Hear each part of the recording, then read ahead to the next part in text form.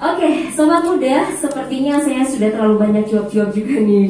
Oke, ya Kak Mario ya, tapi memang seru ceritanya ini. Kalau kita ngomong soal literasi ini memang merupakan salah satu masalah apa ya Kakak ya? Masalah yang sangat urgen ya menurut saya, yang sangat important juga, sangat penting untuk kita, apalagi untuk anak-anak dan remaja saat ini. Nah, untuk teman-teman, setelah ini kita nanti akan ada selingan ya, selingan lagu dari teman-teman OMK. Apakah yang penyanyinya sudah siap? Kakak Herlin, belum? 5 menit lagi. 5 menit lagi, oke, 5 menit lagi ya. Untuk teman-teman, kalian bisa bergabung di live Facebooknya kami. Kalian bisa langsung saja memberikan pertanyaan dan juga komentar-komentar. Mungkin buat teman-teman yang mau sharing bersama boleh sekali langsung saja di Facebooknya OMK Paroki Santo Yosef Onekore seperti itu. Nah, kakak, saya juga mau tahu dong untuk cara pinjam buku ya. Apakah ketika teman-teman meminjam buku itu ada semacam apa ya kakak ya? Mungkin ada uang yang harus dikeluarkan mungkin ya kakak ya? Apakah seperti itu atau pinjam bukunya ini gratis? Ya, baik. Jadi memang bukan hanya di saya di Taman Bacaan Merdeka, tapi di teman-teman lain kita memang meminjam bukunya gratis. Dan belum ada, saya sejauh ini setahu saya teman-teman juga belum ada, kita belum ada paling hanya sistem menulis apa yang pinjam kita tulis kembalikan. Tapi kalau di saya memang kita sistem percaya, dan misalnya Kak Herlin mau datang pinjam buku, ya silakan gitu. Yang penting saya tahu Kak Herlin itu di OMK Onekore, Kak Herlin jaminannya adalah tolong kembalikan itu buku karena orang lain juga mau baca, bukan hanya yang pinjam. Gitu. Nah, kira-kira Kak, biasanya tuh kalau kita sudah pinjam, kadang kita lupa untuk mengembalikan. Nah, kira-kira terjadi tidak seperti itu di komunitas? Sering kali terjadi. Nah, misalnya juga ketika ada anak-anak yang pinjam ya, anak-anak yang pinjam, terus ketika mengembalikan buku itu ada beberapa halaman yang mungkin tidak ada. Adakah seperti itu Kak? Waduh, jadi ini butuh perhatian juga Kak ya. Butuh perhatian juga bahwa buku-buku itu masih bisa dipakai ya, masih bisa digunakan oleh teman-teman yang lain. Jadi memang harus dijaga juga. Oke, seperti itu. Oke Kak, saya mau menyapa dulu Kakak di live Facebook kita tuh sudah ada beberapa yang bergabung nih Kakak. Saya boleh nyapa dulu ya. Ada Kak Josi, halo Kak Josi, selamat sore. Kemudian ada Kak Hilda Lena, halo Kak Hilda, selamat sore. Dan juga ada Kak Fanti Ita. Wah, Kak Fanti Ita ini salah satu UMK Onekore juga nih Kak. Luar biasa juga, memang suaranya bagus sekali Kak ini. Kalau dia hadir juga bikin heboh sebenarnya di sini. Oke. Nah, Kak Mario, kita langsung saja ya ke pertanyaan selanjutnya. Di tengah pandemi seperti ini, tadi Kakak juga menceritakan bahwa salah satu kegiatannya berlangsung secara media sosial juga. Oke. Kira-kira platform yang dipakai itu apa Kak? Apakah Instagram? Karena saya semalam juga kepo-kepo di Instagramnya Kak Mario. Kira-kira Instagramnya Taman Bacaan Merdeka seperti apa begitu? Mungkin Kakak bisa ceritakan juga bagaimana cara Kakak menggunakan media sosial ini untuk mengedukasi masyarakat bahwa literasi itu penting. Baik, kita gunakan Instagram sama Facebook, dan pastinya story-story di WA itu saja. Lalu untuk Taman Bacaan Merdeka sendiri memang yang kita upload adalah kegiatan-kegiatan kita. Ketika ada kegiatan kita upload, atau ketika akan ada kegiatan kita punya rencana melakukan kegiatan, kita upload flyer itu. Lalu juga kami sekarang bersama teman-teman sedang membuat minimal sebulan sekali itu cerita-cerita daerah. Jadi kita buat cerita daerah, misalnya Gunung Ian Medowonge, kita buat singkatnya saja di dalam bentuk flyer kita. Jadi gunung cerita tentang Ian Medowonge, lalu cerita tentang Inepare, itu cerita daerah Ende, lalu cerita daerah Bejawa seperti apa, cerita daerah Nusantara seperti apa. Jadi kita upload di Instagram. Jadi memang literasi berasa kearifan lokal ya. Ya. Salah satunya melalui cerita-cerita dongeng tadi ya, dongeng yang ada di Kabupaten Endewa, luar biasa sekali. Sekali lagi dong kita beri give applause untuk Pak Mario dan untuk komunitas Taman Baca Anak Merdeka. Wah, luar biasa sekali ya. Ini teman-teman di studio juga sudah terngiang-ngiang ya, karena saya pas dari tadi saya lihat senyum-senyum terus. Kayaknya terpesona juga nih dengan diskusi kita di sore hari ini.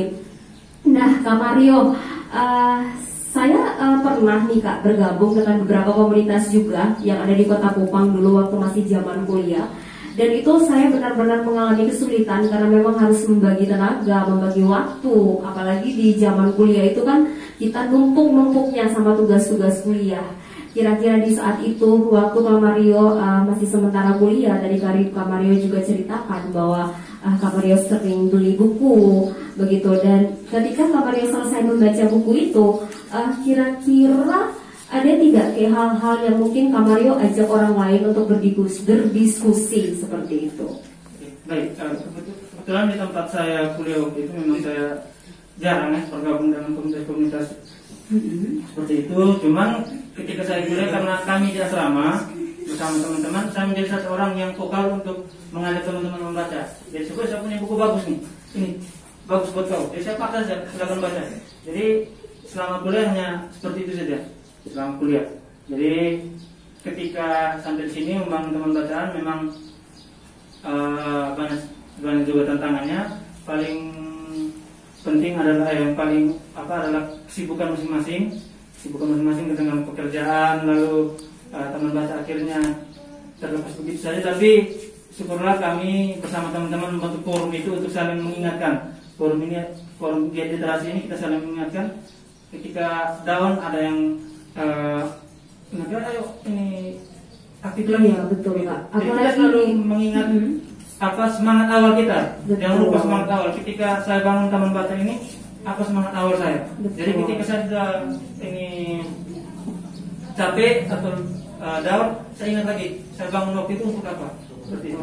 Karena memang dalam berkomunitas ini sobat muda pasti ada up sama down-nya. Jadi tidak semuanya itu berjalan dengan mulus, berjalan dengan baik, tidak seperti itu ya teman-teman. Apalagi teman-teman komunitas ini mereka itu sifatnya relawan, sifatnya volunteer. Mereka harus mengeluarkan biaya sendiri ya Pak Mario ya, biaya sendiri, kemudian tenaga, waktu seperti itu. Jadi memang semangatnya juga harus berkibar-kibar terus seperti itu ya Kak Mario ya.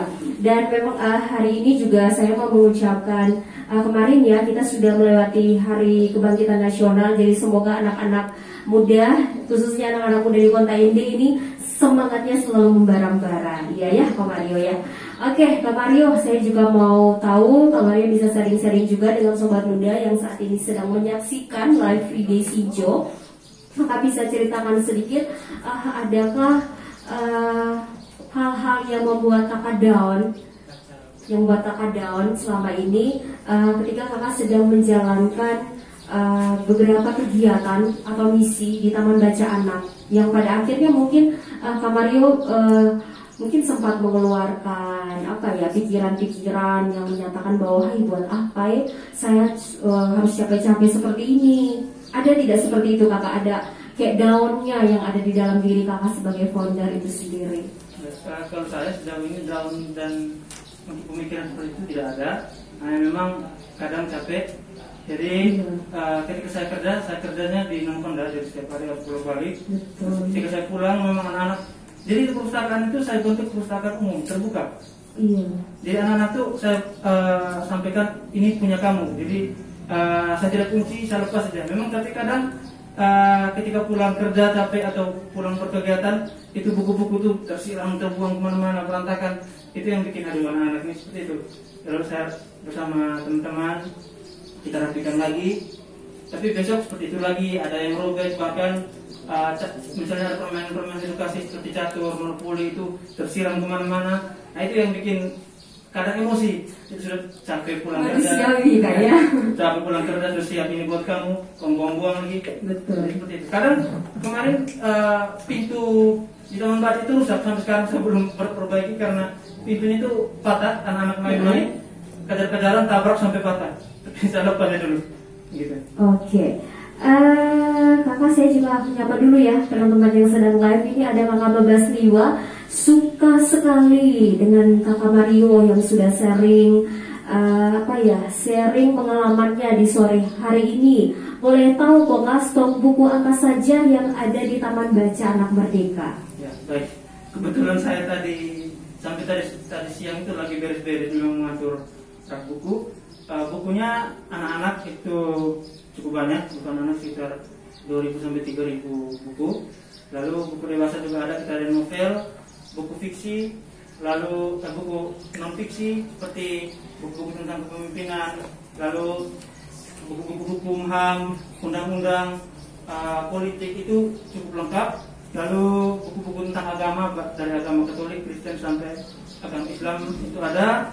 Lalu ada juga buku-buku tentang kerajinan tangan atau misalnya mama-mama sekarang yang lagi hobi-hobi dengan bunga-bunga, tanaman-tanaman, ada buku-buku bagaimana cara menghias tanaman pot dan sebagainya. Iya, betul, Kak. Lalu buku-buku pelajaran seperti kamus bahasa Inggris, rangkuman pengetahuan umum RPUL itu ada juga. Buku-buku kuliah saya untuk teman-teman mahasiswa yang mau kerja skripsi, saya pikir cukup lengkap untuk membantu referensi teman-teman. Wah, berarti memang sudah lengkap ya teman-teman ini. Ini bisa dibuatkan perpustakaan yang lebih besar lagi nih Kak, berarti ya. Saat ini sedang menyelesaikan skripsi, kalian bisa saja langsung ke komunitas Taman Baca. Kalian bisa minjamnya gratis. Intinya harus menjaga biar tetap terjaga bukunya dengan baik. Dan juga tadi ya ada buku-buku buat ibu-ibu juga di rumah yang sekarang mungkin lagi senang bercocok tanam di rumah, di pot-pot. Kalian juga bisa langsung ke Taman Baca Anak Merdeka. Di situ kalian bisa mengetahui berbagai banyak informasi dari buku-buku yang disediakan. Untuk sobat muda yang ada di rumah, kami masih menerima ya layanan nih, bukan layanan konseling, tapi beberapa pertanyaan masih kami terima dan nanti akan langsung dijawab oleh narasumber receh kita, Kak Mario Gisiraja. Nah, ini ada satu pertanyaan lagi nih Kak, saya bacakan lagi ya di live Facebook kita. Ada dari Kakak Oktosare. Kita tahu minat baca di kota kita ini sangat rendah sekali. Apa ada cara untuk meningkatkan minat baca dari dini? Oh, jadi memang layaknya untuk anak-anak usia dini Kak. Bagaimana caranya? Ya, baik. Biasanya kita selama ini tuh hanya bilang ke anak, ayo baca. Kita hanya mengajak saja, ayo baca. Baca itu seperti kita. Apalagi kalau kita punya orang baca yang nggak suka jam bodoh, nggak sebegitu tuh, lebih keras. Tapi kita ubah pola itu ya Kak ya. Kita ubah pola itu. Bagaimana kita menciptakan iklim supaya anak-anak itu suka baca dulu. Jadi anak dia suka dulu baca. Jadi bukan hanya sekedar mengajak ayo baca, tapi kita ciptakan lingkungan di mana ketika dia ke situ selain baca dia bisa bermain-bermain yang lain. Ketika dia bosan bermain, dia membaca sehingga dia suka. Saya ini suka membaca. Kita jangan terus sampaikan membaca itu manfaatnya ini, manfaat itu. Kalau baca bisa jadi ini, bisa jadi tidak. Kita ciptakan lingkungan dulu, mereka suka membaca, kita siapkan buku-buku yang memang cocok buat anak-anak. Karena banyak di sekolah, kalau saya perhatikan perpustakaan sekolah itu buku-bukunya itu tidak ramah anak. Artinya itu buku-buku yang harusnya dibaca oleh orang dewasa. Misalnya di salah satu sekolah buku-bukunya lebih ke bagaimana cara beternak ayam, bagaimana cara ikan lele. Itu kan bukan buku yang menarik untuk dibaca anak. Jadi untuk meningkatkan minat baca anak, buku-buku yang bergambar dulu hanya gambar, biasanya gambar kosong. Mereka yang bercerita sendiri. Misalnya gambar ini, oh ini Yesus dengan siapa, itu mereka yang bercerita sendiri. Mulai dari itu. Lalu buku yang satu halaman hanya 1-2 kata. Jadi mereka suka dulu dengan buku, dan kita sebagai pengelolanya minimal kita juga harus suka membaca buku, karena tidak mungkin ketika anak membaca buku kita sibuk main HP, akhirnya mulai ini main HP kami baca di sini. Jadi menjadi contoh yang baik. Jadi harus menjadi role model ya makanya istilahnya untuk anak-anak yang datang ke komunitas itu sendiri. Nah tadi Kakak juga sudah sempat singgung bahwa harus tahu dulu kebutuhan mereka itu apa yang mereka butuhkan seperti itu. Nah kalau di Taman Baca Komunitas Anak Merdeka itu apakah disediakan juga ruang bermain sebelum mereka belajar seperti itu? Ya kalau sekarang memang setahun ini kita sudah bangun lagi, memperluas lagi, itu ada ruang bermain untuk anak-anak. Selain ruang baca ada ruang bermain. Oke, jadi buat sobat muda yang kalian yang punya adik-adik di rumah, kalian bingung misalnya adik-adik kalian tidak tahu ya mau buat apa di rumah, hanya tahu bermain saja. Kalian bisa ajak adik-adik kalian untuk langsung ke komunitas Taman Baca Anak di Jalan Onekore, Kak ya. Iya, di Jalan Onekore, nanti langsung masuk saja dari dekat kantor kelurahan tidak, Kak? Pohon beringin, oke, ke bawah lagi. Nah itu tadi sudah dijelaskan ya. Jadi buat sobat muda yang punya adik-adik di rumah, langsung saja deh ajak adik-adik kalian langsung ke taman baca, biar makin pintar ya. Seperti yang Kak Mario bilang tadi, baca buku biar tidak bodoh. Oke. Bukan paling penting, bukan biar makin pintar. Iya. Biar makin peduli. Iya betul, makin peduli, benar sekali. Karena apa? Karena dengan membaca itu Kak Mario ya, saya pernah dengar satu istilah itu. Kalau kita membaca itu berarti kita mengetahui arti dari kehidupan. Karena beberapa arti kehidupan itu ada di dalam buku itu. Kita bisa mengetahui kehidupan dari orang lain. Makanya buku dikatakan jendela dunia mungkin ya Pak Mario ya. Oke, untuk sobat muda yang ada di rumah yang masih mau tahu banyak mau sharing pengalaman juga atau mau tahu banyak hal dari Kak Mario, kalian juga bisa memberikan beberapa pertanyaan langsung saja di kolom komentar live Facebook Sinjo. Oke, setelah ini akan ada satu penampilan dari teman-teman OMK, ada Kakak Yudit dan juga Kakak siapa ya? Kakak Yuda yang akan memberikan kita satu topeng manis yang begitu luar biasa. Silakan.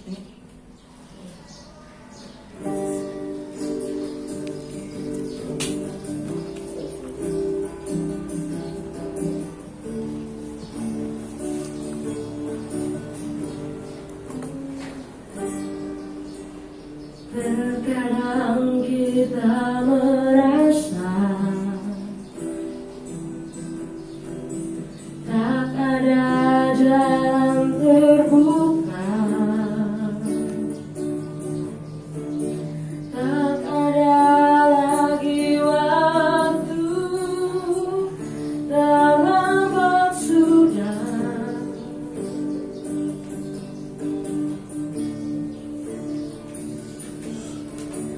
Tuhan tak pernah berdusta,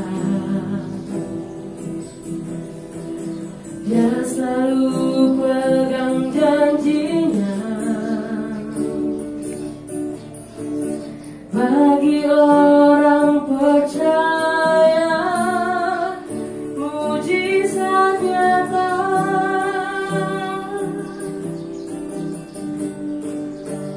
Dia mengerti, Dia peduli persoalan yang sedang terjadi. Dia mengerti, Dia peduli persoalan yang kita alami. Namun satu yang Dia minta, agar kita percaya sampai mujizat menjadi nyata. Namun satu yang Dia minta, agar kita percaya sampai mujizat menjadi nyata.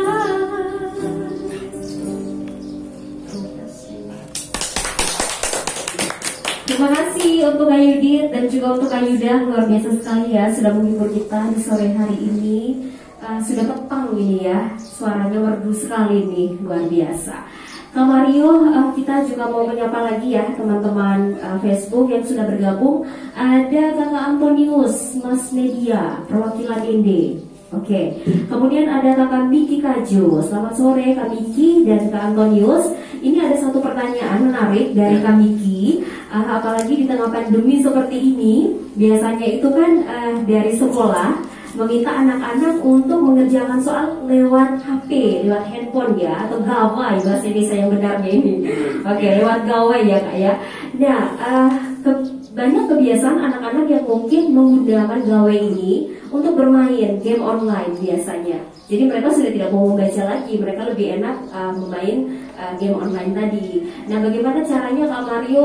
Mungkin Kak Mario bisa ceritakan kiat-kiat ya, bagaimana caranya supaya rasa malas untuk membaca itu hilang dari pikiran kita, seperti itu.